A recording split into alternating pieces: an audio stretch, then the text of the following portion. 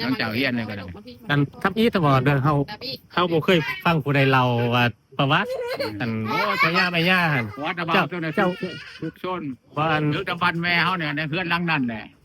เพื่อนหลังเฮาอยู่นั่นเป็นเพื่อนของแม่ย่าบ่ เออ พ่อย่าเป็นคนตั้งใดพ่อย่าล่ะ พญาคนบันตูมบันเดือพี่ มันคือมันเดียวอัน แต่เราเป็นทหาร เป็นทหาร เป็นทหารเฮานี่เกิดจนลูกหัวหัวลงกงนี่บนเฮาเกิดนี่เฮา มันตูมมันเดือทางใด ทางเซโน่เนี่ยทาง ทางเซโน่ เขากินทางเลย พ่อย่าเป็นคนทางเซโนแม่ย่าเป็นคนบันหวย พอเนี่ยคนแก้วพอปูน่ะ เฉพาะอันมันหลุดให้เขาจะถ่วงว่าคือเวียดคือหยังเนาะ พอเสือเวียดเด้ มีเสือ พอ สาย เขา ทางเวียด พอเวียดไรเด็ดได้ บ่ พญา เสือสายทางเวียดนะอีพอเป็น พอ ลูก ปู ศรเวียด พอปูนเวียดองบนอยู่ในโค้งกลมกูมือเนี่ยให้มันจะเลื่อนเนี่ยตะกี้มีเพื่อนคนเช่าเพื่อนอยู่แถวนั้นพอดีแม่เราออกเข้านี่มานะแต่ให้เอาไล่น้ำเอาไล่น้ำลงของเดี๋ยวเขาบริอยู่แถวนั้นเนี่ยบอกไปไกลเพื่อนเด็กกำบันไปจังจังนี้จังหันไปมาเพื่อนมือนั้น ลังคุกใบก็คือลังที่อยู่ปัจจุบันนี่ ล้ำโซ่ ตอนนั้นไฟไหม้บ้านหัวคุมบนเขาอยู่นะไฟไหม้เบิดเขาเกิดบ่ท่าน หรือบ่ท่านเกิด บ่ท่านเกิด ปาท้องยังอยู่ใจอยู่ตะวันบอกบ่ท่านเกิดเพราะว่าพอจนแล้วยังเป็นหมออยู่ในโรงหมอใหญ่พี่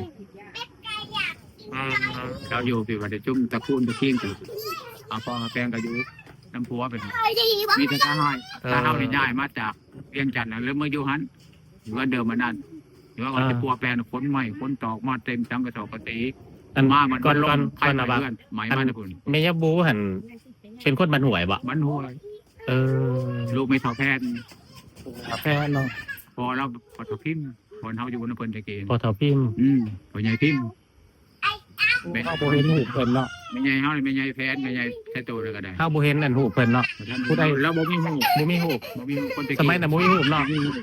แมน มั มัน น ฝรั่งเด็กมีหูเขาถึงมาเซโนยังยางไปลาดโลกยางตาดประทาดชุมลูกเนี่ยข้าวเมื่อชมพอแม่อยู่เซโนเด้พอแม่อยู่เซโนเด้ตะเกียบ้านเด็กเรียก ตู้ ไปอยู่ แพ เซ น โน เขาตู้พิมพ์เกิดมาเป็นแม่ย่าแล้วพ่อย่าเปิดหันเป็นคนทางเซโนพี่ว่าสั่นซะ หน้าปลาค่าหน้าปลาค่า ลาปะคา เป็นหน้าปลาค่าเขาเป็นผู้บ้าน แต่ว่าเล่าหันเป็นลูกสอดเวียเด็กบ่ ฮะ พอแม่ของเล่านั่นแม่อีพอนั่นไม่ใช่ละ แม่เขาเปิด เราไปเอาก็แก้วเนี่ยแก้วเฮ็ดทางเนี่ยเป็นคนคุมทางเนาะ คน มองเป็นหัวหน้าทางเฮ็ดทางเส้นนี่เส้นหน้าเส้งนี่เลยเส้นลงมอเนี่ยแต่กี้บ่มีดอกทางยางสมัยตะกี้ฝรั่งเห็นเนาะ ทางแดง ทางแดงทางขีนี่แหละ สมัยฝรั่งแต่สมัยฝรั่ง มีแต่ ก่อนปลดปล่อย คนแก้วคุมงานนี่ ก็เลิกไปได้ครับในห้องพอนี้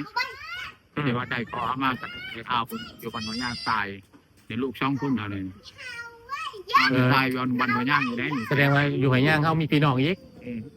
นี่ใกล้ๆอีนึงนะลูก คำบุไปหากันกับโบฮูจักกันเลยเนาะ คือกันเจ็บกันตายหัวปลาดอกดีๆนะเอาตายกันไป เซเมนตะกี้มันพอเข้าไปอยู่ปะ ใบตะพูนตะกินไปเบิร์ดแต่มันมีกินมีงานในบ้านหัวย่างอยู่ โอ้ห้องดังเลยลูกเอาขนมเบ้ชวนน้องไปซื้อขนมไปลูก ขนมยังตำรวจมาเมื่อนี้นะพวกตำรวจมานะเขาขี่รถมายามเลยเขามาให้ชกหนึ่งขนมนะขนมเลี้ยงเขามาให้เลยในซ้อม ย่างลูก นี่เป็น อันเฮ็ดได้จังได้มาอยู่หน้าเซ็ง ไฟไหม้เฮือน ไฟไหม้เฮือนน่ะ ไฟไหม้เฮื บ่มีเฮือนยังบ่ทันได้เฮ็ดเฮือนแหละพากันมาอยู่ ไฟไหม้เฮือนตัดสินใจ มาซื้อดินอยู่หน้าเซ้งก็อยู่วันเลย แต่ว่าเฮือนบ่อนนั่นอันแม่เฮาปลูกเฮือนไซบัดนี้ ลงมาจากเวียงนะลงมาจากเวียงจันทน์ง่ายลงมาจากเวียง4,970เอาออกเฮียนอยู่เวียง1,968 โอ้เจ้าก็ไปอยู่เวียงเป็นทหารบ่ เขาเฮียนยังวะเอาเฮียนอยู่ดอนนูนนี่ดอน ไปอยู่น้ำผู้ใดอยู่เวียง เป็นพ่อแม่นี่แล้ว บ่ พ่อแม่เป็นทหารอีพ่อได้3 ดาว พ่อย่าเปิดเป็นทหาร ได้3 ดาวผลได้100 เอก ร้อยเอก ผมแชมป์พาวุฒิ แม่ย่าก็อยู่พุ่นพ่อย่าก็อยู่พุ่น จากเจ้าเวียงจันทน์เนี่ยแต้ม เออ นี่เรา แสดงว่ามีแต่เจ้าบ่ได้ไปอยู่เวียงไปเบิดบ่ บ่ได้ไปกับแม่โต เออ แม่โตบ่ได้ไป แม่เฮาอยู่น้ำไผบัดนี้ อยู่บ้านปะท้องน่ะอยู่บ้านนี่อาตัวอาคอมอาจอดีแจงฝากไปเบิดเรียกเบิด เออ เป็นเอ้ยผู้ใหญ่น่ะอยู่บ้านน้ำซุ่มผู้ใหญ่แม่ใหญ่นี่ เราเป็นเอื้อยโกกบ่ โคตรหมู่ เออแม่เฮา ค เป็น น เอื้อย ที่ โกก 3 จะเป็นผู้ที่สาม ที่3 อัน แต่กูมือเป็นผู้ที่2ก็บอกว่าเขาก็บ่เห็นว่ามอนี่แท้อย่างนี้ในแม่ว่าขันมึงผู้นึงว่า เออ ขัน จะชัดจากเจ้าแหละผู้ใดน่ะบ่พวง บ่าวพ่วง มาพวงโต บ่าวพ่วงแหละแม่นแหละ บ่ฟองฮะ แล้วก็นะสาวพ่วง สวยสอนแก้วจ ส อย วยเออก องอยู่แถวนั้นแหละกองยังไปเหนื่อยโมอยู่แถวนั้นแหละเฮาเอาไปถือ นะสาวแก้วละน้องล่าสุด มันเป็นหลานเอง ล่าสุด เลื บ่ อกบอกจอยหลานลืมคือกันลืมปากลืม แสดงว่านะนะสาวกล้องน่ะจะก่อนน่ะบ่าวจอยหรือน่ะสาวแก้วเนาะเป็นเดี๋ยวเราเป็นเอื้อยของอันน่ะสาวบึ้งอีกได แม่นว่า แสดงว่าเราอยู่นั่น อยู่น้ำกันกูมือนี่ก็ไม่มาจอยอีบึ้งอีกอย่างนะอยู่เพื่อนเดิมขอญาตได้จะได้ก็ได้ เขาไปเยี่ยมเพิ่นตั้งแต่โดนแล้วพยายามตั้งเงิน2 ปีแล้วบ่พวกบ่ได้มาเขาก็ได้ คอยคุยเฮ็ดเจ้านี่16ปีเลย ตั้งแต่พูดแล้วตั้งแต่ เฮ็ดแต่ บ่แม่นแต่ตอนนั้นน่ะสาวมาบ่ตอน ยังออฟโชว์อยู่จะมาจะซื้อมาเกียงมาให้อันเดียจะมาจะทาด60,000เพราะนั่นโชว์ผมไม่เห็นนะแม่ไม่เจอเดียวกันเลยเรานอนโชว์อยู่ แม่น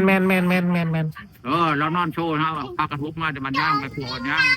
มาอยู่กันทักได้กันตัวมาเย็บ แม่นมาก็พอเขาบอก จักมาก็ไปเนี่ยมีพี่น้องมาอยู่มาช่วยเสียบอกไปแล้ว โอ้โดนแหละเนาะบ่อยากจื้อ เราได้มาเคียงแน่มาจอดป่านะไปเชื่อวันนี้จังหวะนี้นะเสียง ทำร่มกับทรายก็ได้ไปเรียกกระป๋อง ไปกอกบ่หน่อยนึง อย่าไปถามมัน บ่แม่นอันนั้นเบียร์ กินเบียร์ไป แซ่บแซ่บ เอาบ่ แซ่บเท่าไหร่พวกนะ เหลือ2 คนพอดีนะมีบักนี่เนี่ย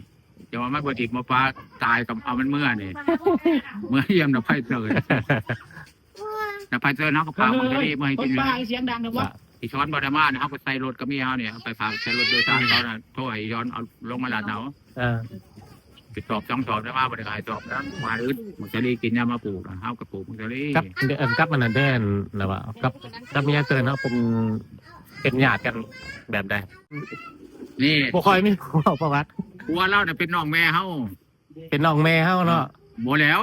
ไอ้เป็นน้องแม่ของกัน เป็ แม่ นน้ ยะ อง บุ แม่ยาบูมีบูมีคำศรีแล้วมีบุญมีตายเบิดชุมในเช้านี่ตายเบิดร้านนี้นอนบักกี้บักกายบอก ตอนยังน้อย เฮาก็มื้อนอนเฮือนมานอกเอาเมื่อเมียเนี่ยเมื่อกินดอกมื้อถิ่มผีหรือเมื่อตายแล้วมานอนกำลังรวยบักกี้เนาะมาตายพอจะบังน้ามันก็ทำไม่ก่อนยังกับบังน้าคนเดียวอีเพียนนี่คนตายเบิด นี่แต่เพิ่นแหละแบบอยู่ตั้งแต่สมัย เฮาใหญ่กว่าเต่านี่เฮาใหญ่กว่าวัดเอาแต่ย่ามาทำบ่เพชรมากินดองกินยาหนึ่งบกมีเพชรเจ้าโคตรใหญ่เด้ ในน้ำเนาะในน้ำแต่ว่าอายุเจ้า ใหญ่ได้ลูกเอื่อยจะร้องมาบ้านแม่นเฮาจะมัดเงินกันกับป่ากับปันกันไม่มันไม่เอาเราเนี่ยไปปันจะปัน ยับตา เอาเติมน้ำมากินดอกปุระตัวนี้ก็ได้ร่องเมื่อ แสดงว่าดินตอนนั้นเป็นดินโม่นเนาะดินกันตันกันโอ้มันแห้งโคตร กี่ให้ไม่เราก่อน เอาแม่เบียร์มากินได้ไหม เอาเบียร์เดี๋ยวสิไปซื้อดอกที่ซื้อ ซื้อมาเอาหอมบาง